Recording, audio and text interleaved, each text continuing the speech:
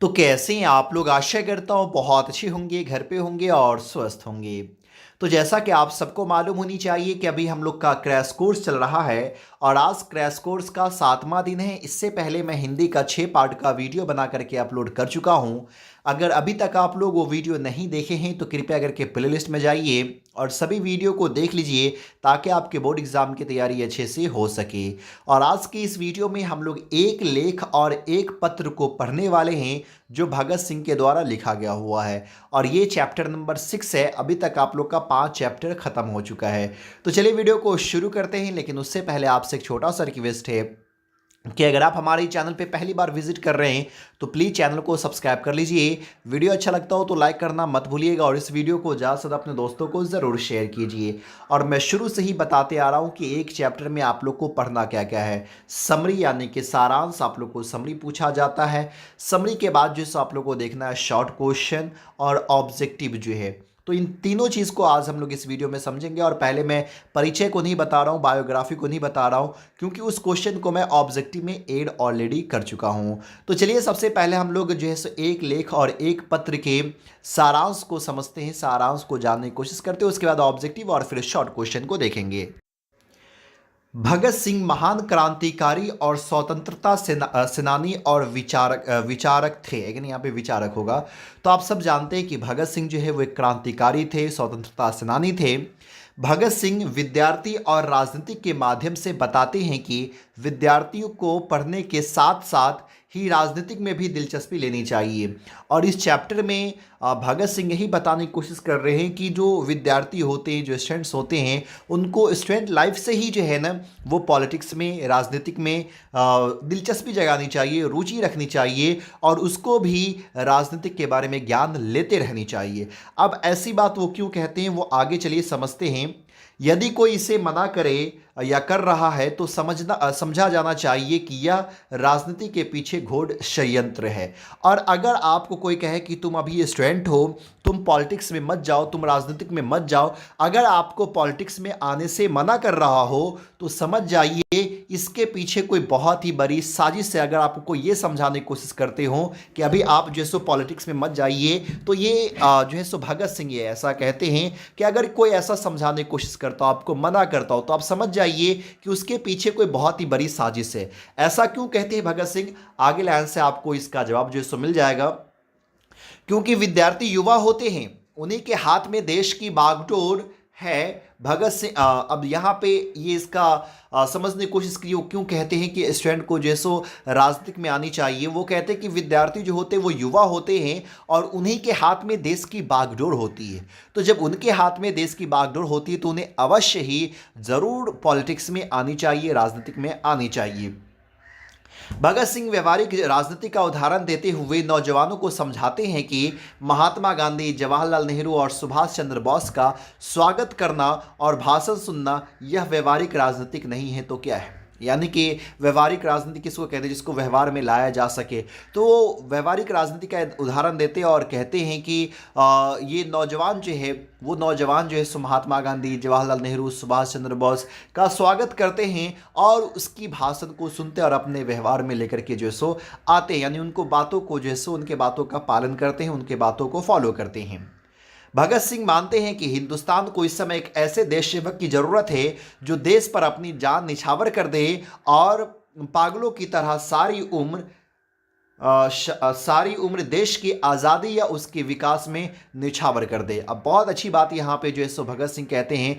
भगत सिंह ये कहते हैं कि हमारे देश को, उस समय की बात है कि हमारे देश को एक ऐसे सेवक की ज़रूरत है, एक ऐसे नौजवानों की ज़रूरत है जो देश पर अपनी जान को निछावर कर दे, अपनी जान को जो है सो पूरी तरह से निछावर कर दे। अगर ज़रूरत पड़ी तो जान की कुर्बानियाँ दे दें और पागलों की तरह सारी उम्र देश की आज़ादी या विकास में नौछावर कर दे। कि नहीं, विकास के लिए। लेकिन आजकल के दौर में जो देखेंगे लीडर हैं, नेता हैं, वो देश के विकास में तो नहीं, अपने विकास में जो है ना सो पूरी जान को निछावर कर देते। किस तरह से अपने आप को विकास करना है।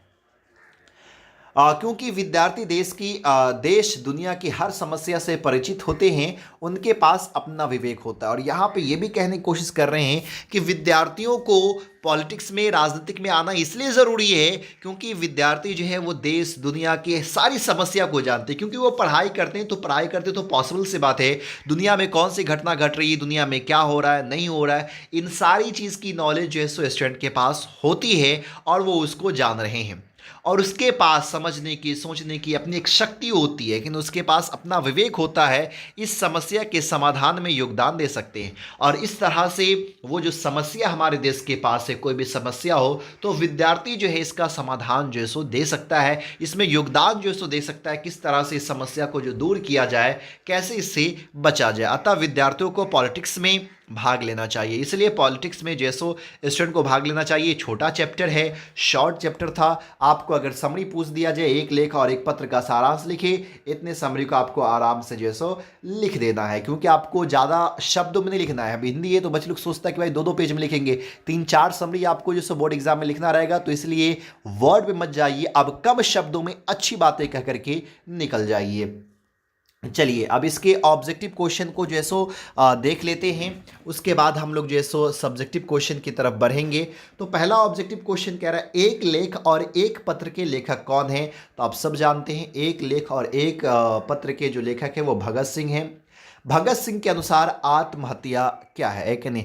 तो भगत सिंह कहते हैं कि आत्महत्या जो है सो वो कायरता है, यानी कि जब कोई डर जाता है अपनी ज़िंदगी से तो आत्महत्या की तरफ जाता है। इंसान को आत्महत्या नहीं करनी चाहिए, है कि नहीं। अगर परेशानियां आ रही तो परेशानी से लड़े, आप अपने आप को कमज़ोर मत जो है सो कहलाइए। भगत सिंह सरकार के किस राय पर खफा थे, है ना। तो छात्रों को राजनीतिक से दूर रखने पे जो है सो भगत सिंह सरकार के इस राय से जो सो खफा थे, क्योंकि सरकार ये कहते थे कि भाई छात्रों को राजनीतिक से दूर रखा जाए, लेकिन भगत सिंह कहते नहीं, छात्रों को ये राजनीतिक में रखनी चाहिए, उसको करीब लानी चाहिए, क्योंकि देश की बागडोर उसी के हाथों में। तो सही आंसर जो है सो ए हो जाएगा। भगत सिंह के आदर्श पुरुष कौन थे। तो भगत सिंह के जो आदर्श पुरुष थे वो करतार सिंह थे, एक नहीं। तो सही आंसर यहाँ पे ए हो जाएगा। अगला क्वेश्चन कह रहा है, एक पत्र किसको लिखा गया है। तो एक पत्र जो है सो सुखदेव को लिखा गया, यानी कि सही आंसर बी हो जाएगा।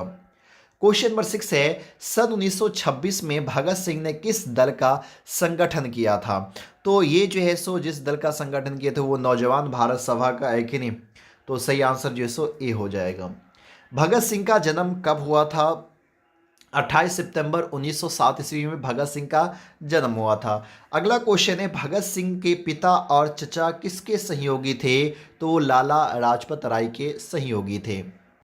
क्वेश्चन नंबर 9 है, 1941 ईस्वी में भगत सिंह किस पार्टी की ओर आकर्षित हुए। तो वो है गदर पार्टी। गदर पार्टी की तरफ वो अपने आप को लेकर गए थे, गदर पार्टी को सपोर्ट किए थे। भगत सिंह सदैव किसका चित्र पॉकेट में रखते थे, यानी भगत सिंह जो है वो हमेशा किसका चित्र अपने पॉकेट में रखते थे। तो वो कतारा सिंह सराबा की तस्वीर जो सो अपने पॉकेट में हमेशा रखा करते थे। भगत सिंह किस उम्र से क्रांतिकारी गतिविधियों में सक्रिय हुए। तो सिर्फ और सिर्फ 12 साल की उम्र में जो है ना क्रांतिकारी गतिविधियों में शामिल हो गए। उनके अंदर एक ऐसा खून था, जुनून था कि नहीं भाई देश को आज़ाद करना है, देश को आज़ादी दिलाना है। तो 12 साल की उम्र में ही जो है सो इसमें वो इनकी एंट्री हो चुकी थी। अगला क्वेश्चन है, शहीद भगत सिंह का हिंदी लेख युवक कब प्रकाशित हुआ। तो जो ये इनकी एक जो लेख थे युवक, ये युवक जो है सो कितने ईस्वी में प्रकाशित हुई थी। तो 1924 ईस्वी में प्रकाशित हुई थी। सही आंसर जो है सो ए हो जाएगा। चलिए बढ़ते हैं अगले क्वेश्चन की तरफ। क्वेश्चन नंबर 13 को देखते हैं। क्वेश्चन नंबर 13 कह रहा है, भगत सिंह कब चौरा चौरी कांड में शरीक हुए थे। तो 1922 ईस्वी में चौरा चौरी कांड में ये शरीक हुए थे। सही आंसर भी हो जाएगा। भगत सिंह ने नौजवान सभा की शाखाएं कहाँ कहाँ स्थापित की। तो ये जो शाखाएं जो स्थापित किए थे वो अलग अलग शहरों में जो है ना स्थापित किए थे, एक नहीं बल्कि कई सारे शहरों में, यानी कि यहाँ पे हो जाएगा विभिन्न शहरों में हो जाएगा। क्वेश्चन नंबर 15 है, भगत सिंह को किस संयंत्र केस में फांसी की सजा हुई थी। तो वो जो है सो लाहौर संयंत्र केस में, एक नहीं लाहौर में एक साजिश इन्होंने रचा था अपने ग्रुप के साथ, तो उनके लिए इनको मौत की फांसी की सजा सुनाई गई थी, यानी कि सही आंसर ए हो जाएगा। भगत सिंह की पहली गिरफ्तारी कब हुई थी। तो 1926 ईस्वी में इनकी पहली गिरफ्तारी हुई थी। ए हो जाएगा। भगत सिंह के पिता कौन थे? तो भगत सिंह के पिता किशन सिंह थे। सही आंसर ए होगा। अब यहाँ पे शॉर्ट क्वेश्चन है। इसका पीडीएफ तो आप लोग को मालूम ही है, नोट्स डिस्क्रिप्शन में दिया गया हुआ है, इसको आप लोग डाउनलोड कर ले और यहाँ से देख लेंगे। जो चीज़ मैं समरी में बताया था वहीं से क्वेश्चन निकाला गया। वो विद्यार्थियों को राजनीति में क्यों भाग लेनी चाहिए, आप सबको मैं बता ही दिया हूँ कि सारा भाग दौड़ जो है वो विद्यार्थियों के हाथ में होता है, इसलिए विद्यार्थियों को इसमें पार्टिसिपेट करनी चाहिए। तो आप इस पीडीएफ को डाउनलोड कर सकते हैं और शॉर्ट क्वेश्चन को यहाँ पे देख सकते हैं। 7 से 8 क्वेश्चन जो है यहाँ पे मैं शॉर्ट दिया हूँ, 8 क्वेश्चन है, इसको आप लोग पढ़ लीजिए। उम्मीद करता हूँ ये वीडियो आपको अच्छा लगा होगा। अगर अच्छा लगा है तो प्लीज़ लाइक कीजिए, ज़्यादा से ज़्यादा शेयर कीजिए और हमारे चैनल पर पहली बार विजिट कर रहे हैं तो प्लीज़ चैनल को सब्सक्राइब कीजिए। फिर मिलता है अगले वीडियो में, तब तक के लिए बाय।